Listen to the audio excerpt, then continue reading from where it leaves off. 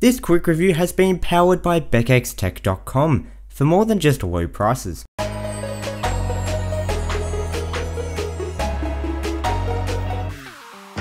Welcome to the quick comparison.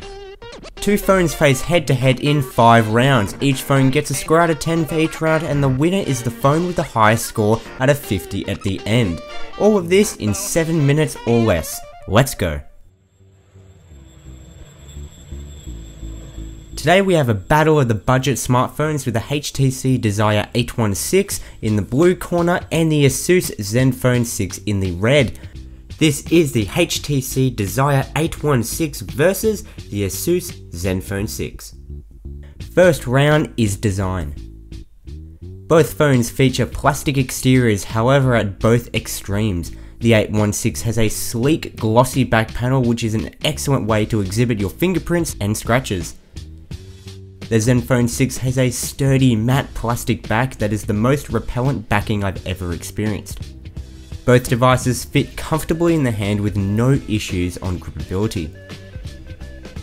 Both devices feature 720p IPS displays that may not satisfy the greedy pixel addicts, however they both bring a crisp, vibrant display, with the HTC Desire 816s coming out slightly on top with a higher maximum brightness and higher pixel density.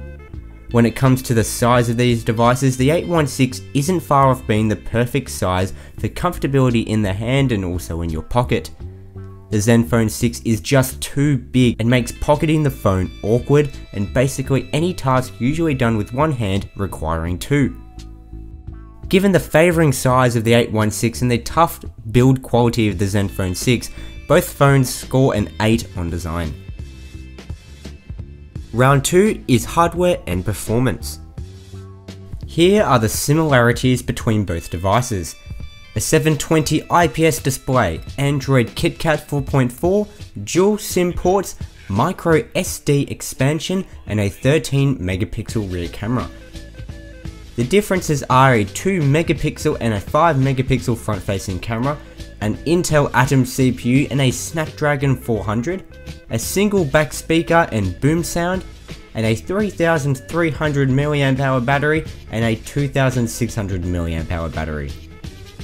In a pure test of performance, we can see the Asus Zenfone 6 convincingly tops the 816 in the Antutu benchmark with a significantly higher score on the 2D and 3D graphics. Despite this drastic difference in score, both devices handle games at a steady frame rate, which is no surprise as they only need to push them at a resolution of 720p. A huge segregation between the HTC Desire 816 and basically any other device is the speakers. As mentioned in my review, the boom sound speakers on the 816 are without a doubt the best speakers you'll find on a smartphone. Asus's speaker at first looked like a promising and possible stereo speaker, but after removing the back, it was very clearly not. With hardly a separation in performance, the differences arise from the hardware, which also shows only a small separation, and that is between the 816's amazing speakers and the Zenfone 6's crappy one. The Desire 816 comes out on top with an 8.5 and the Zenfone 6 trails with an 8. Round 3 is software. With both devices running Android KitKat, the software basically comes down to your own personal opinion.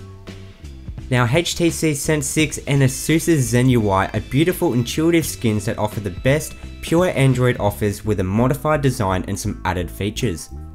I find that Zen UI is big and in your face, much like the design of the phone itself, with much bigger icons compared to the 816.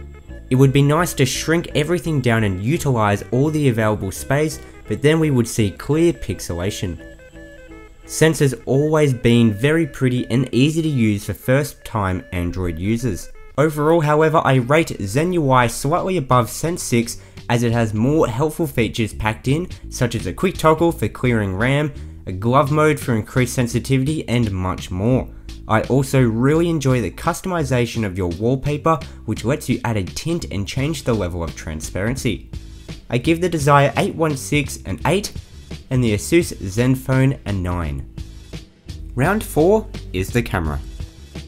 Now it's time for the feature that makes or breaks any phone, especially a budget smartphone, and that is the camera. Let's start with the rear cameras. Both phones have a 13 megapixel rear camera with a flash. HTC has definitely struggled to bring satisfying cameras in their flagship devices, and this travels down to their other devices. There is a massive difference in image quality between the two devices. It is pretty difficult to choose between the 816 and the Zenfone 6, with the 816's camera producing fuzzy, bright, oversaturated images, and the Zenfone 6 producing much crispier but duller images with less saturation.